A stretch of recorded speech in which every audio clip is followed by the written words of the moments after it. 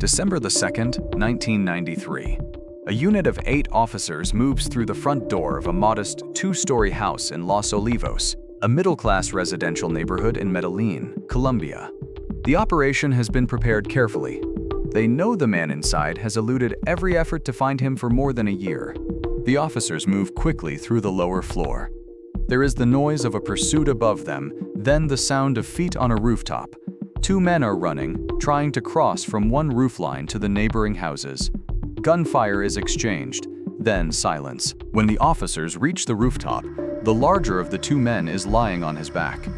He is heavy-set, with a thick black beard and dark curly hair. He is barefoot.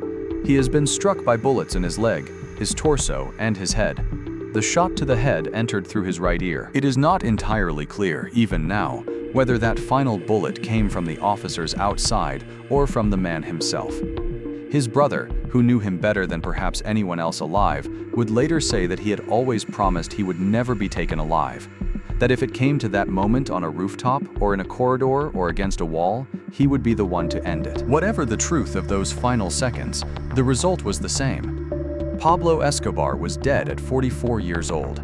The man who had, at the height of his power, controlled roughly 80% of the world's cocaine supply, who had ordered the murder of a sitting government minister, bombed a commercial airliner killing over 100 people, detonated a truck bomb in the center of the capital city, and simultaneously terrorized and bankrolled an entire nation, was gone. And the city below, the city that had built him and been consumed by him and had spent years living in the shadow of what he had created, exhaled. To understand who Pablo Escobar became, it helps to understand where he came from. Not just the family or the neighborhood, but the particular convergence of geography, history, politics, and economics that made Colombia in the second half of the 20th century unlike almost any other country on earth. Pablo Emilio Escobar Gaviria was born on the 1st of December 1949 in Rio Negro, a town in the Antioquia department of Colombia. His father, Abel, was a farmer who worked other people's land to support a household of 7 children. His mother, Hermilda, taught at a local elementary school. Pablo was the 3rd of the 7. When he was still young, the family relocated to Medellín. Medellín, in the early 20th century, was a city transforming itself with remarkable speed. Settled by Spanish colonists as far back as the 1610s, it had grown steadily through the colonial period and into the Republic, occupying the Aburrá Valley beside the Andes. By 1905, it held around 60,000 people. By the time Pablo was born in 1949, that number had surpassed 300,000, driven by industrialization and rural migration. By the time he was in his early 20s, Medellín had crossed 1 million. It was the industrial capital of Colombia, the second city of the Republic, and a place where enormous economic ambition existed alongside pervasive urban poverty. But the physical growth of the city was only part of the context. The deeper story was what was happening in Colombia politically. In 1948, the year before Pablo was born, a populist liberal politician named Jorge Eliezer Gaitán was assassinated in Bogotá.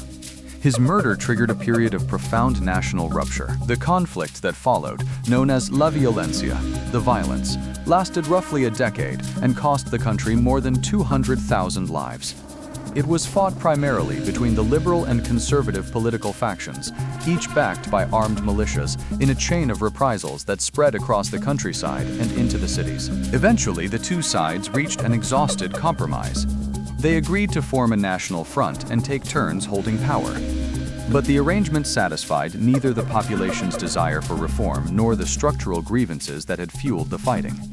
And in the early 1960s, inspired partly by the Cuban Revolution and opposed by a government that was receiving covert support from the United States, a new armed movement emerged in the rural south of Colombia. The Revolutionary Armed Forces of Colombia, the FARC, began a guerrilla campaign in 1964 that would last in one form or another for more than 50 years. Other paramilitary groups followed. The Colombian state found itself fighting an insurgency across vast swaths of its own territory, much of it jungle and mountainous backcountry where central authority had never firmly existed. Into this fractured landscape came another force, one that would in time exceed anything the cartels or the guerrillas could produce in its reach and consequences. Cocaine. The coca plant grows readily in the terrain and climate of the Andean countries.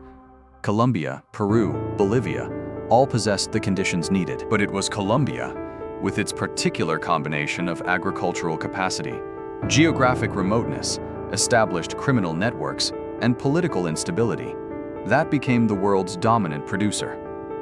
The market for cocaine in the United States had been relatively limited in the 1960s, overshadowed by marijuana, heroin, and the wave of psychedelic drugs associated with that era.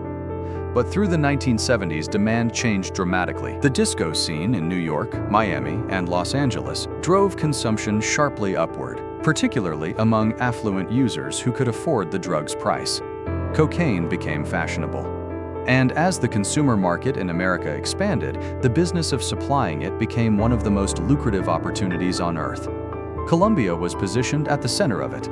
This was the country, and the moment into which Pablo Escobar was growing up. There is a tendency when writing about figures like Escobar to search for the moment when the path diverged, the incident that explains everything. But the evidence of his early life suggests something more gradual, a series of choices, each building on the last, each more irreversible than the one before. Pablo grew up in Medellin's expanding urban neighborhoods, in communities where the gap between the wealthy and the poor was visible on every street. The city's rapid growth had not been accompanied by equivalent investment in housing, education, or public services. Many families lived in conditions of genuine hardship, and the informal economy, petty crime, contraband, the kinds of arrangements that exist in any large city where legitimate opportunities are scarce, was simply part of the landscape. By his early teens, Pablo was involved with a local gang. He was removed from school. He was in fights. One altercation with a man named Julio Tulio Garces ended badly for Pablo, but a subsequent confrontation with another man, Julio Gaviria, ended with Pablo drawing a gun and shooting the man in the foot. The police were called. Pablo spent his first nights in a Colombian jail. The stories from this period accumulate in ways that are difficult to verify. Some accounts describe him and his friends stealing gravestones, sanding down the inscribed names, and reselling them as blank slabs. Others speak of a racket selling falsified diplomas from high schools and universities. How much of this is confirmed and how much has grown into legend around a man who became famous for other reasons is difficult to say with certainty. What is clear is that by his later teenage years, Pablo had found his footing in the informal criminal economy of Medellín. Working with an associate named Oscar Benel Aguirre, he was selling contraband cigarettes and engaging in car theft. He and his associates were conducting kidnappings and collecting ransoms. He was building connections. Around this time, he met a young woman named Maria Victoria Henao. She was a teenager. Her mother, according to accounts from those who knew the family, warned her plainly that if she stayed with Pablo, she would spend much of her life visiting him in jail. Maria was not discouraged. They married in 1976. He was 26, she was 15. They would eventually have 2 children, Juan and Manuela. By the early 1970s, Pablo had moved into marijuana smuggling. It was a natural progression. The product was in demand. The networks already existed, and the returns were substantial. But cocaine was beginning to command far higher prices per unit of weight, and the infrastructure for moving it was still being assembled. For an ambitious man with few legal avenues for advancement, the timing was precise. It was in the mid-1970s, according to those familiar with his early career, that Pablo first made contact with the cocaine trade through a connection to Griselda Blanco, an established smuggler with links across the Americas. This appears to have been his introduction to the business that would define the rest of his life. He began modestly, delivering consignments of coca paste to processing facilities around Medellín and the surrounding region. Paste was the intermediate stage, produced from raw coca leaves before being refined into the powdered form ready for sale. From there, the trajectory was predictable. Pablo began cutting out intermediaries. He established his own transport lines. He began moving fully processed cocaine out of Colombia and into the United States. And in doing so, he and his associates had fashioned, though they may not have known it yet, the beginnings of what would come to be known as the Medellín Cartel. The Medellín Cartel nearly ended before it achieved any of the scale for which it became notorious. In May 1976, Pablo and several others were stopped on the road to Medellín. Officers found 18 kilograms of coca paste in their possession. Pablo's instinct was immediate. He attempted to bribe the arresting officers. When that did not work, he attempted to bribe the judges. When that also failed, he ordered that the officers be killed to prevent them from testifying at trial. The strategy worked, in the sense that it achieved its narrow objective. The charges were dropped. Pablo walked free. But what the episode revealed was the operational philosophy that would characterize everything that followed. Money first, violence as a backup, and a willingness to go as far as necessary to avoid accountability. Through the late 1970s and into the early 1980s, the operation grew with remarkable speed for reasons that were partly structural and partly a matter of timing. The demand for cocaine in the United States was not stable. It was accelerating. The disco era, the rise of a financially comfortable young urban professional class, and the drug's reputation as fashionable and relatively benign by comparison with heroin, all contributed to a surge in consumption. Supply chains that could deliver reliably and at volume were worth enormous sums of money. Two figures who entered Pablo's orbit in this period were particularly consequential for the cartel's logistics. Carlos later was a German Colombian who had served time in Danbury Prison in Connecticut for marijuana smuggling and car theft. George Young was an American from Massachusetts who had built an operation moving marijuana from Mexico to New England, where it sold at multiples of its acquisition price. The two had met in prison and conceived, while incarcerated, of a plan to move into the cocaine trade. When they were released in 1976, they began working with Escobar to transport cocaine from Colombia through the Caribbean into the United States, and in 1978, later acted on an idea that was audacious in its directness.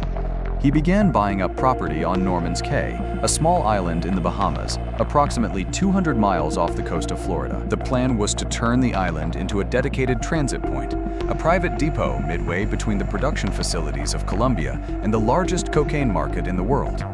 Through a combination of intimidation, coercion, and in some cases outright murder of residents who refused to sell, later converted the island. He invested millions in constructing a runway and warehouses capable of handling large cargo aircraft.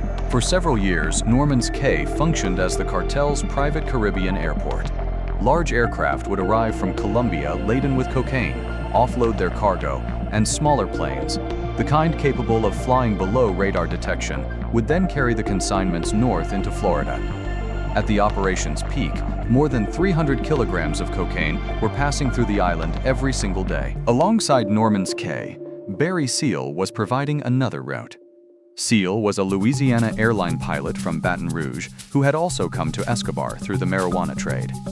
By 1981, he had established a systematic operation on Escobar's behalf, using over a dozen small aircraft, each flying low across the Gulf of Mexico into Louisiana airspace.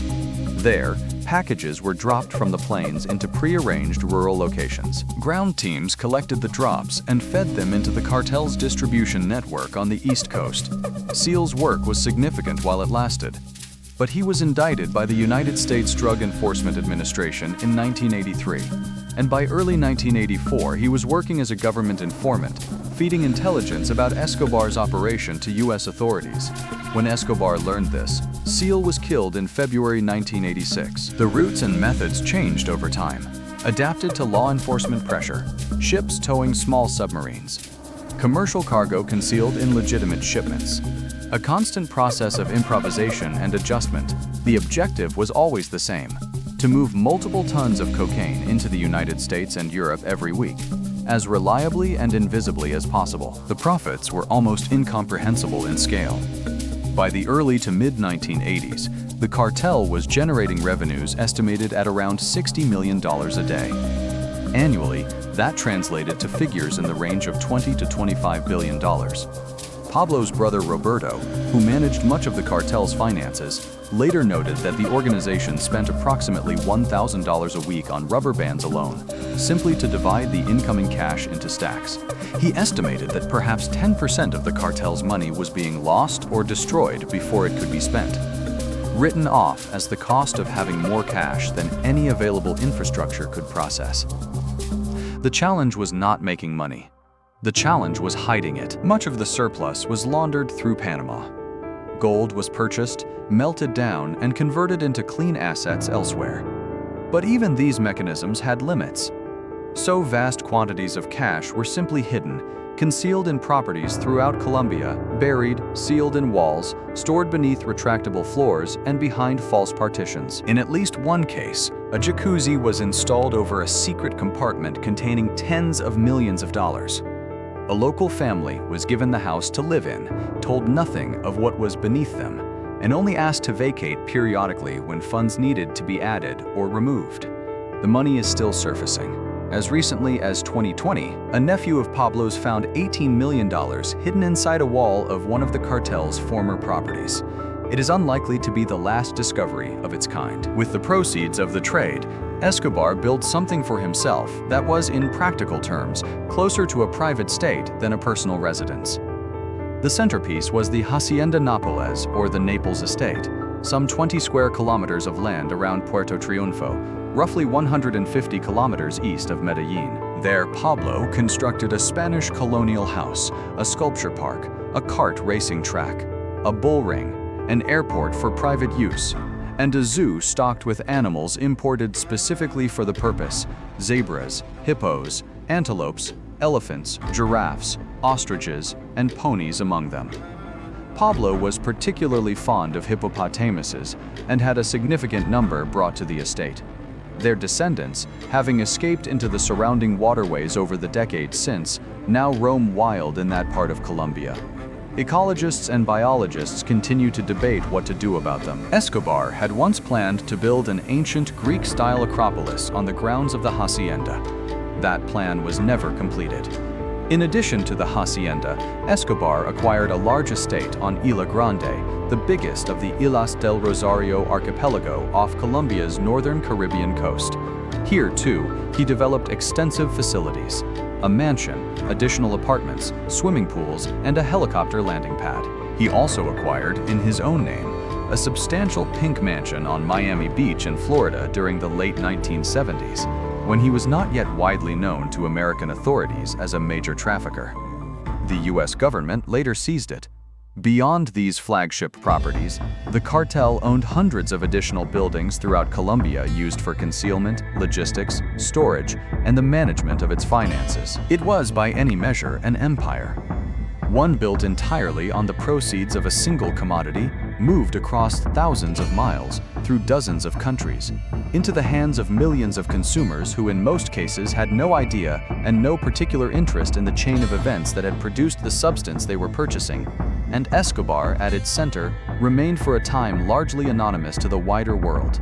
That was about to change. By the early 1980s, Pablo Escobar was well known within Colombia as the head of the Medellín Cartel, even as he remained relatively obscure internationally.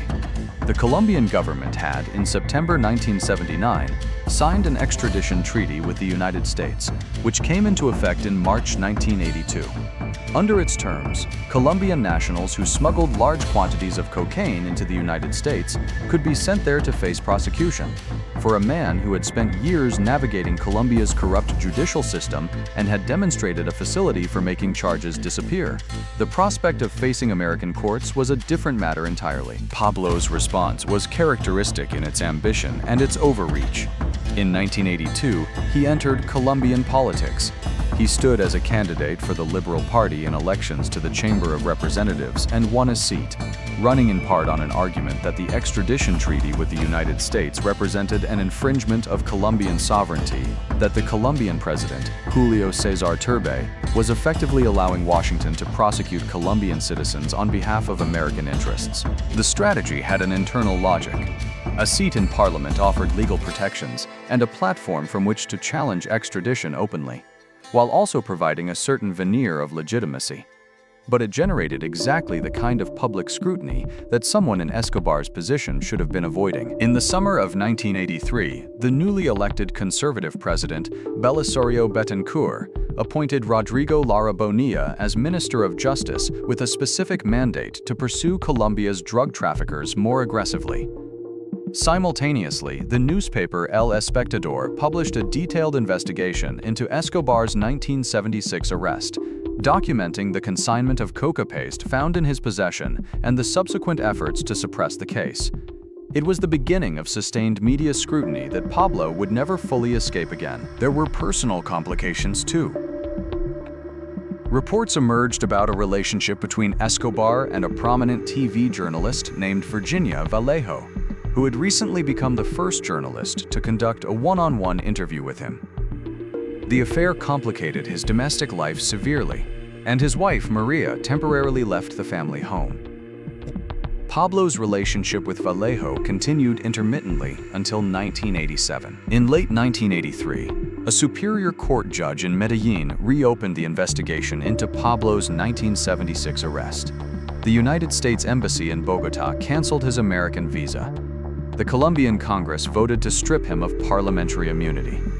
Faced with a situation in which his political strategy had made him more, not less, vulnerable, Pablo resigned from the Chamber of Representatives on the 20th of January 6, 1984. His resignation letter was defiant. He framed it as a continuation of his struggle against oligarchy and corruption, against politicians who served power rather than the people. But the harder response came 3 months later. On the 30th of April, 1984, Rodrigo Lara Bonilla was riding in his car through traffic in Bogotá when a motorcycle pulled alongside the vehicle. The passenger on the motorcycle, acting on Escobar's orders, opened fire with a submachine gun.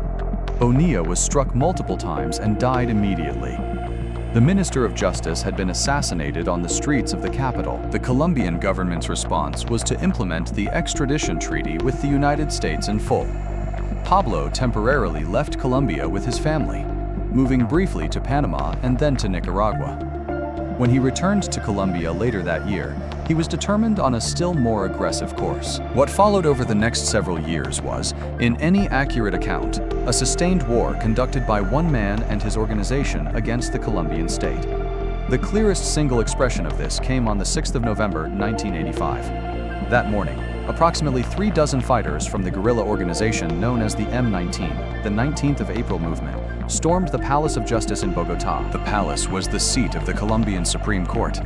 Within minutes, they had taken more than 300 people hostage, including most of the sitting justices of the court. They issued demands for the repudiation of the extradition treaty and for President Betancourt to step down. Pablo had provided financial and logistical support to the M19 in the planning of the operation. For him, the goal was not primarily political, it was the destruction of evidence. The palace held extensive documentation relating to ongoing proceedings against Colombia's major traffickers. The Colombian army surrounded the building and, on the morning of the 7th of November, entered in force. In the hours of combat that followed, nearly 100 people were killed, including almost all of the guerrilla fighters and approximately half of the sitting justices of the Supreme Court. The building was extensively damaged by fire and explosives. In the aftermath, it was noted that large tranches of legal documentation pertaining to drug trafficking cases had been destroyed. For a time, suspicion fell on the M19 fighters themselves as having deliberately burned the records on Escobar's behalf.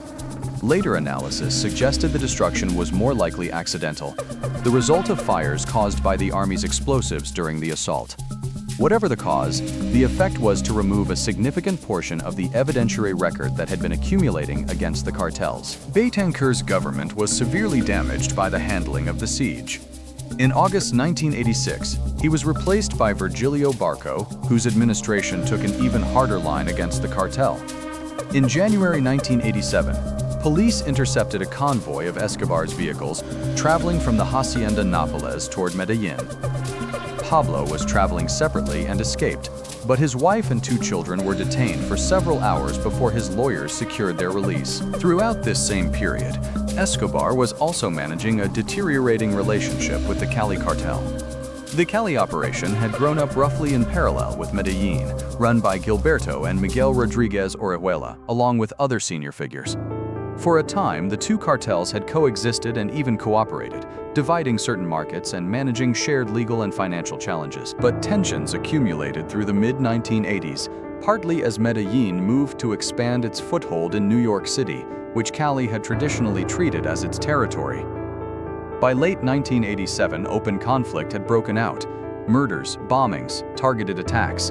In 1988, a car bomb was detonated outside Escobar's own home. It was a war on 2 fronts, against the government and against Cali.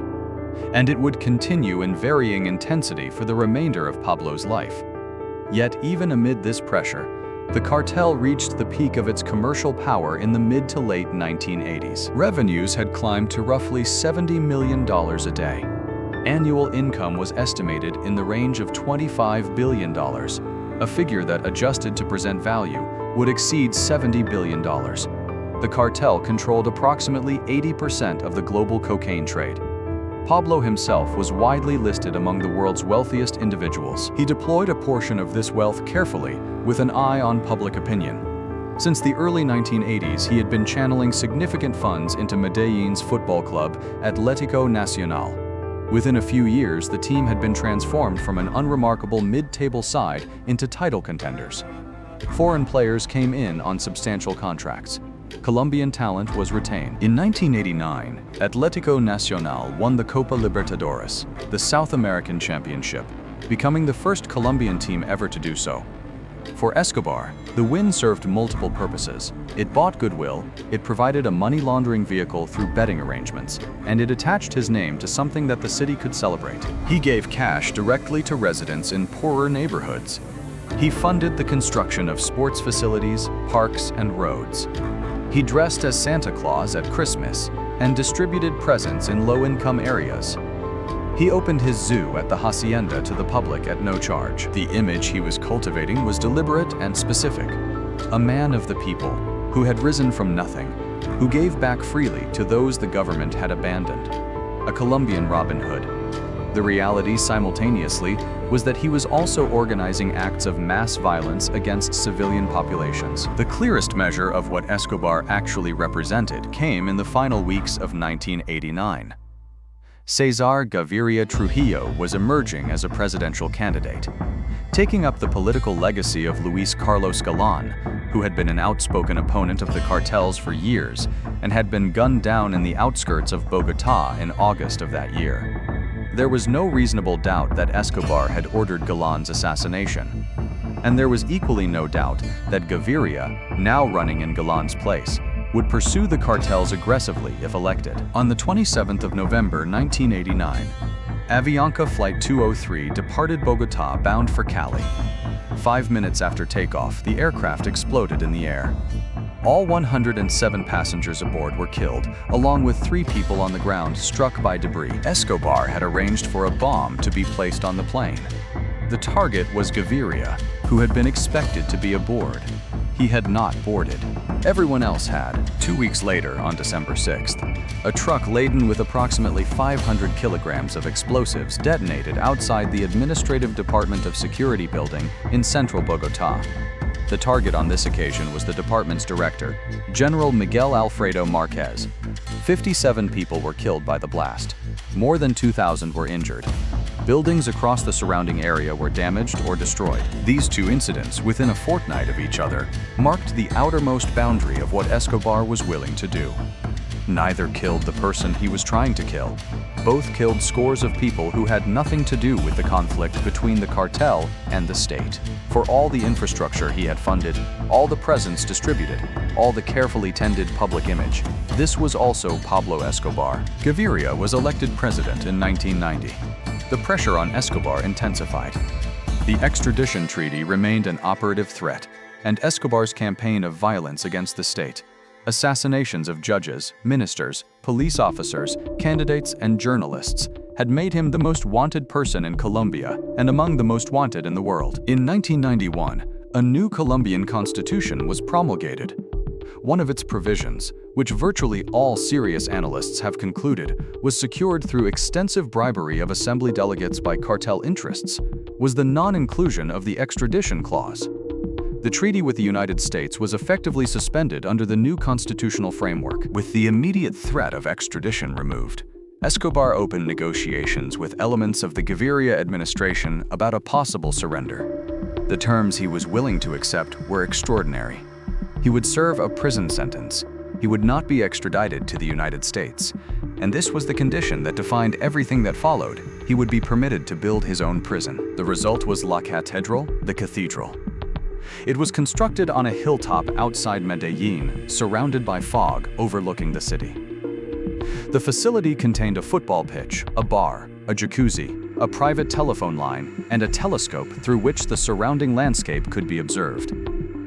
The prison's defensive orientation was designed primarily to prevent anyone from reaching Pablo, rather than to prevent Pablo from leaving. He oversaw his affairs from the hilltop with minimal interruption. The arrangement was widely understood at the time as a negotiated fiction, a way for the Colombian government to claim it had imposed some consequence on the cartel while allowing Escobar to continue operating. It became known colloquially as Hotel Escobar.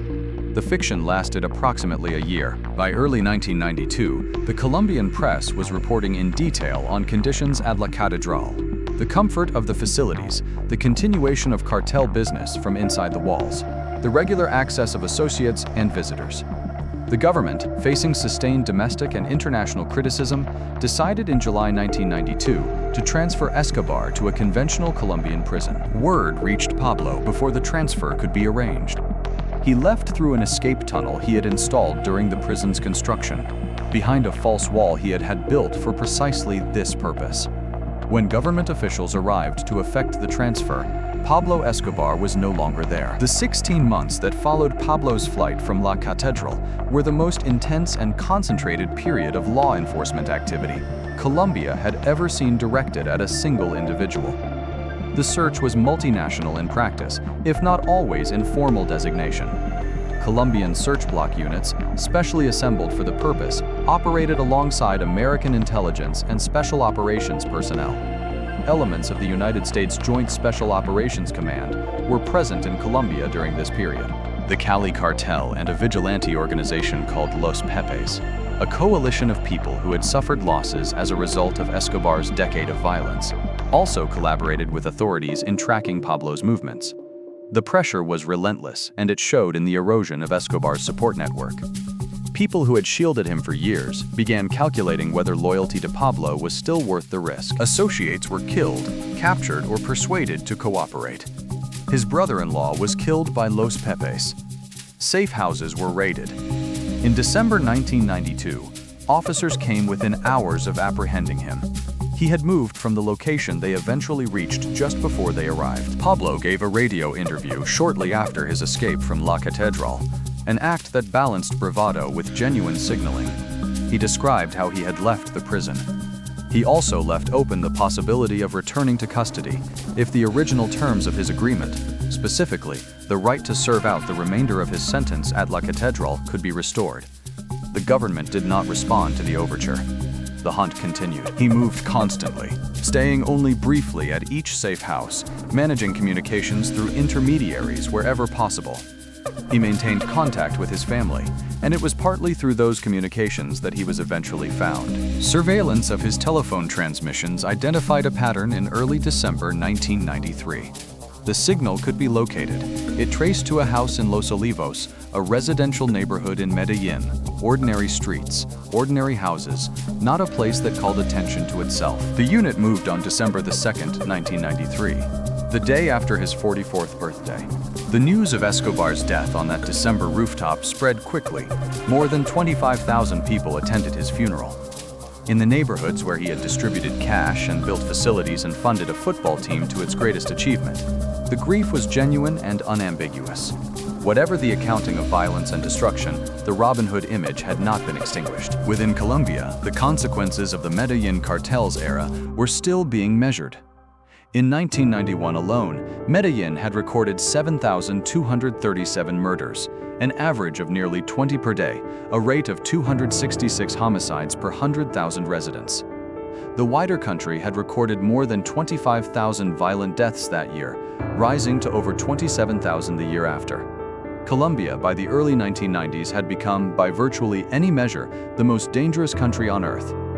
A state that could not protect its own judges, ministers, or commercial air travelers had reached the edge of institutional collapse. Recovery was not immediate, but it came.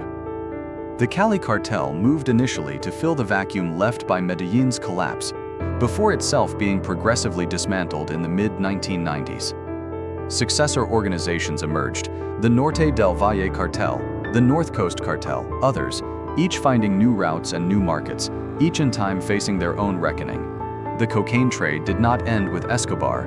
It shifted, adapted, and continued. But the concentrated power that Escobar had assembled, the combination of a single dominant organization controlling the majority of global supply, with the willingness and capacity to conduct open warfare against a sovereign government, that specific configuration dissolved.